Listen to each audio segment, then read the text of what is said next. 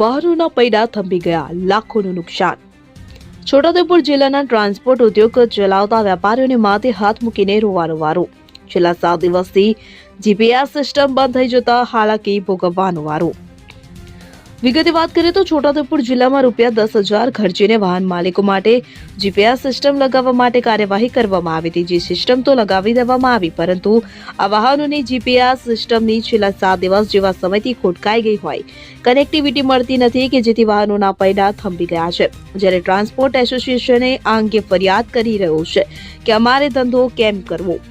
અત્રે ઉલ્લેખનીય છે કે છોટાઉદેપુર જિલ્લામાં ટ્રક, હાઈવા સહિતના ભારે માલવાહક વાહનો માટે જીપીએસ સિસ્ટમ લગાવવામાં આવી હોય, પરંતુ આ સિસ્ટમ છેલ્લા 5 થી 7 દિવસથી બંધ હોવાની ફરિયાદ ઉઠી રહી છે।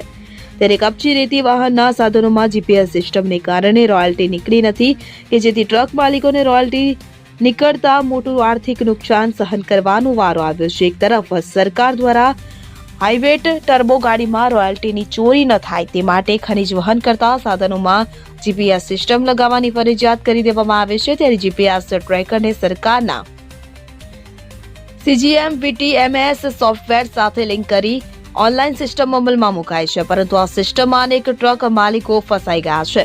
ખાણ ખનીજ વિભાગનું સોફ્ટવેર જીપીએસ ડિવાઇસ સાથે કનેક્ટ થતું ન હોવાથી છોટાઉદેપુર જિલ્લામાં આવતી મોટાભાગની ટ્રકો, ગાડીઓ ઓનલાઈન રોયલ્ટી ઇસ્યુ થતી નથી કે જેના કારણે ટ્રકો કેમ ચલાવી તે ભારે પ્રશ્ન થઈ પડ્યો છે। અત્રે ઉલ્લેખનીય છે કે એક તરફ મોંઘવારી, બીજી તરફ છોટાઉદેપુરનો ડોલોમાઇટ ઉદ્યોગ હાલ મરણ પથારીએ ચાલી રહ્યો હોય, ટ્રક માલિકોને પહેલેથી જ ધંધામાં નુકસાન જઈ રહ્યું છે।